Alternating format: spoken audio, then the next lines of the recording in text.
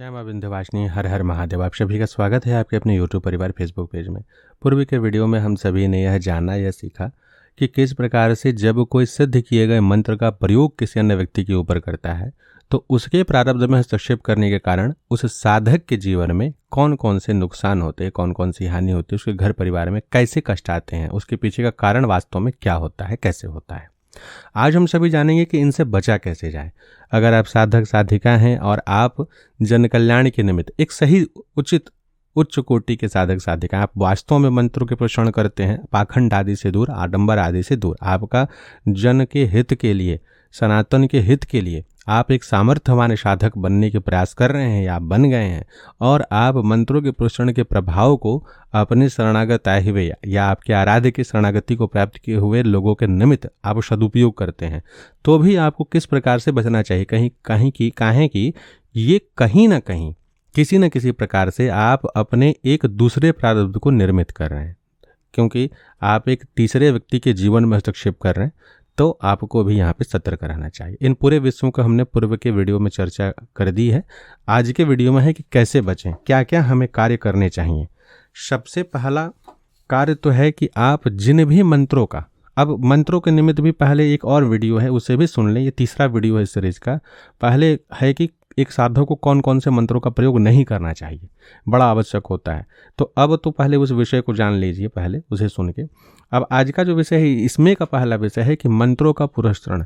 जिन मंत्रों के, काम्य मंत्रों का आप प्रयोग करते हैं, उदाहरण के लिए आपके पास कोई व्यक्ति आया, अभिचार पीड़ित था, आपने अभिचार को पलटने के लिए किसी साबर मंत्र का प्रयोग किया, या आप भगवती प्रतिंग्रा के किसी स्त्रोत कवच आदि का आप प्रयोग कर रहे हैं, तब ऐसा नहीं है कि आपने 11 बार एक बार आपने जप लिया है, 11 बार कंप्लीट हो गया, 11,000 कंप्लीट हो गया, तो दोबारा उसकी पोषण करने की अब आवश्यकता नहीं है। आप अंधाधुंध उसका प्रयोग किए जा रहे हैं। अभिचार के नाश हेतु जो भी आपके पास आ रहा है, संकल्प लेके पाठ कर रहे हैं, उतारा करवा दे रहे हैं, उसको शांति प्राप्त हो जा रही है और फिर आप निश्चिंत हैं, आप पुनः कभी उसका पुरस्करण नहीं कर रहे हैं। दिक्कत है ये, जो आप पुरस्करण किए थे उसका एक सीमित मात्रा में ऊर्जा है जो आपके पास बना हुआ है। जब जब आप संकल्प लेते हैं किसी अन्य के निमित्त, तो उस ऊर्जा का क्षय होता है और बाद में फिर आपका प्रभाव बंद हो जाएगा, दिक्कतें होंगी सो अलग।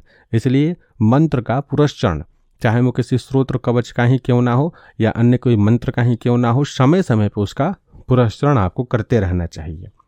हवन करना बड़ा जरूरी होता है एक साधक के लिए। दूसरा, हवन आप नित्य कर सकते हैं। नित्य में आपको किसी प्रकार की अग्निवास आदि देखने की आवश्यकता नहीं है। नित्य नैमित्तिक हवन भी किया जा सकता है। साप्ताहिक हवन कर सकते हैं अपने इष्टाराध्य के दिवस से संबंधित। जैसे आप काली जी की ही पूजा करते हैं तो आप शनिवार या मंगलवार को कर लीजिए। आप भगवती दुर्गा जी की करते हैं तो शुक्रवार के दिन कर लीजिए। आप अपने इच्छा अनुसार या स्वरूप के अनुसार जैसा आप उचित समझे किसी एक दिन हवनात्मक क्रियाएं जरूर किया करें।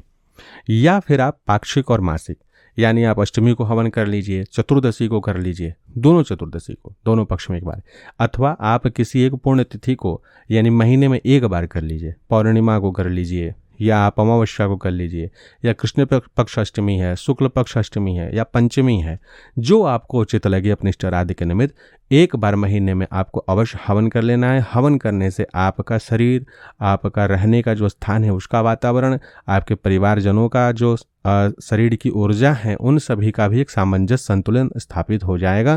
किसी भी प्रकार की नकारात्मक ऊर्जा जो अन्य व्यक्तियों के ऊपर आपने प्रयोग आदि किए उसके कारण आपके जीवन में उपस्थित हुई है, उनका प्रभाव नगण्य हो जाएगा। यह आपको ध्यान रखना चाहिए।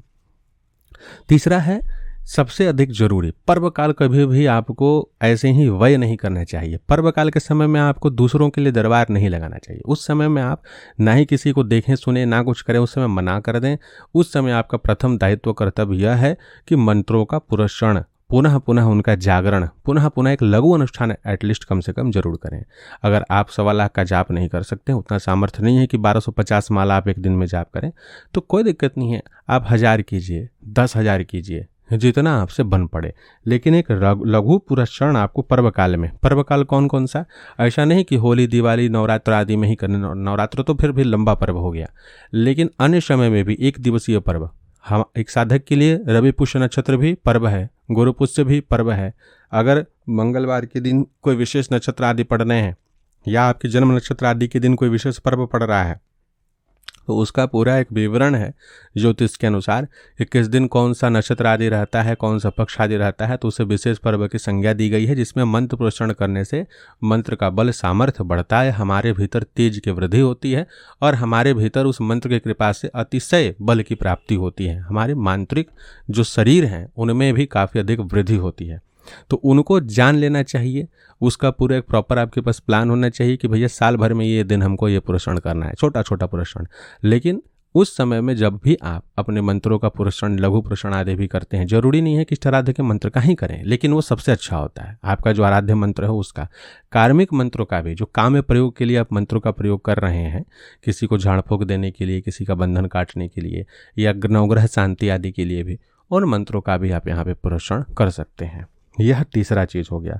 चौथा हो गया कि जो भी आपको इस कार्य के निमित्त 1 रुपए या 1 करोड़ रुपए जो भी प्राप्त हो, उसको बिल्कुल ईमानदारी के साथ धर्म कार्य आदि के निमित्त भी निकालना चाहिए। ऐसा नहीं कि भगवती की कृपा से इस कार्य में आपको बहुत अधिक धन की प्राप्ति हो रही है तो आप पूरा का पूरा स्वयं के लिए उपयोग करें, और ऐसा भी नहीं कि आपको अगर बहुत कम प्राप्ति हो रही है या आप नहीं लेते हैं तो भी कोई 10 रुपये रख करके भी जाए तो उसको हम स्वयं के लिए ही केवल उपयोग कर लें। दोनों ही चीज़ नहीं होना चाहिए और इसमें किसी प्रकार का संकोच आपको नहीं करना चाहिए। क्या, सबसे पहला चीज़ जो भी, क्योंकि कहीं ना कहीं एक प्रकार की वृत्ति हो जाती है इस प्रकार के कार्य करते हैं तो, और आज के समय में कलिकाल में हमेशा यह संभव नहीं होगा। हाँ, आपके पास अगर सोर्स ऑफ इनकम कोई है बहुत बड़ा, आपके पास धन की समस्या ही नहीं है, तब आप शौक से इस प्रोफेशन को चूज किए होंगे और इस क्षेत्र में आप आके लोगों की सहायता कर रहे हैं, वो एक अलग विषय है। लेकिन सबके लिए संभव नहीं है। अगर कोई व्यक्ति इस माध्यम से वृत्ति को प्राप्त कर रहे हैं, विशेष करके ब्राह्मण वर्ग हैं, क्षत्रिय वर्ग या अन्य वर्ग भी, वाल्मीकि समाज में भी लोग इन माध्यमों से धन की प्राप्ति करते हैं, तो उनको यह ध्यान रखना चाहिए कि चाहे 100 रुपये प्राप्त हो या 1 लाख रुपये प्राप्त हो, उसका 3 हिस्सा करें। पहला हिस्सा जो होगा, पहले तो पूरा समर्पित कर दें अपने आराध्य को और उसका 3 हिस्सा कर दें। 1 लाख हुआ तो 33 हज़ार रुपये या 300 रुपये ऐसे करके पड़ेंगे। एक सामान्य कैलकुलेशन बता दे रहे हैं ईमानदारी से कि हाँ प्रभु, ये पूरा का पूरा आपका। 2 भाग तो आपके लिए हो जाएंगे। आप अपने जीवन के निमित्त जो भी आपको सुख सुविधा, सुख दुख आदि में प्रयोग करना है, क्योंकि आप अजर अमर होकर प्रकट हुए नहीं हैं कि आपको कोई कष्ट नहीं होगा, तो वहाँ आप सदुपयोग करें। बाकी जो एक हिस्सा था 33 का, यानी कि एक हिस्सा आप इष्टाराध्य की सेवा में, पंचबली जीव आदि की सेवा में, गौ माता की सेवा में, कोई दुखी व्यक्ति आपके पास आता है जिसके पास धन आदि की कमी है और आप इस सत्यता को जान रहे हैं, तो उनकी सहायता कर दीजिए। आप अपने आसपास के लोगों की सहायता कीजिए। ऐसे सनातन धर्मी जो अपने आराध्य को पूरी तरीके से समर्पित हैं और उनका बुरा प्रारब्ध चल रहा है, उनको पैसे की आवश्यकता है, धन की आवश्यकता है, तो धन से या किसी प्रकार के अन्न से, वस्त्र से, हर प्रकार से उनकी सहायता करें। यही एक अंश जो आपने रखा है, 3 अंश में से एक अंश जो आपने रखा है, इसी धर्म कार्य के निमित्त आप सदुपयोग में लगा दीजिए। या अन्य जब बच जाए तो आप अपने इष्टाराध्य के निमित्त उनके लिए आप अच्छे सिंहासन, बढ़िया वस्त्र, माला, वैद्य आदि आभूषण से संबंधित कोई चीज़, या उनके शक्तिपीठ में जब जाते हैं तो वहाँ पर कुछ उनका अच्छा श्रृंगार करवाइए, वहाँ भोजन आदि करवाइए, गौ माता की सेवा कीजिए अधिक से अधिक, वो पूरा का पूरा वहीं जाना चाहिए। पितरों के निमित्त पिंडदान, श्राद्ध, पाठ, गीता, मूल भागवत आदि का पाठ, यह सब उन धन से ही करवाना चाहिए, आपके लिए बड़ा आवश्यक हो जाता है।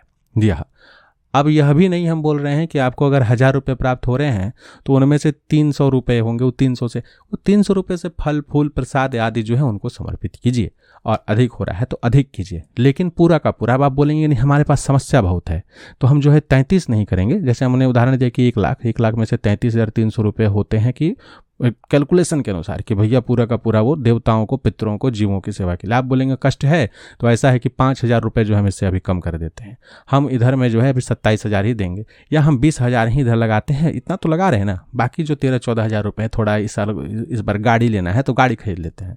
तो जानिए कि वो गाड़ी में जो आप 12-13 हज़ार रुपये लगा दी है ना, वो 12-13 हज़ार रुपये बाद में वो गाड़ी खराब हो करके उसमें वो 4-5 गुना अधिक पैसा आपको खर्चा करा देगा। इसलिए कभी भी ये बेईमानी आपको देवताओं के साथ नहीं करनी चाहिए। हालांकि होना तो यह चाहिए मेरे अनुसार, जैसे हम लोग करते हैं, भैया जितना है तेरा तुझको अर्पण ले मैया, आपकी इच्छा जब तक आप कराओ। लेकिन आप एक गृहस्थ हैं, आपके घर परिवार हैं, तो आप ऐसा ना करें, हम इसका सलाह ना देंगे। हमारे पास तो 100 आए तो 100 के अनुसार श्रृंगार, 1000 आ जाए तो 1000 के अनुसार श्रृंगार, भव्यता के साथ, आत्मा की संतुष्टि। अगला है ये बड़ा ज़रूरी चीज़ है। इसका तो मुझे लगता है कि पालन केवल गुरु परंपरागत जो लोग होते हैं वही कर पाते हैं। वीडियो थोड़ा लंबा होगा, आपको आवश्यकता है तो आप अवश्य सुने, नहीं आवश्यकता है तो आप छोड़ सकते हैं, कोई दिक्कत नहीं।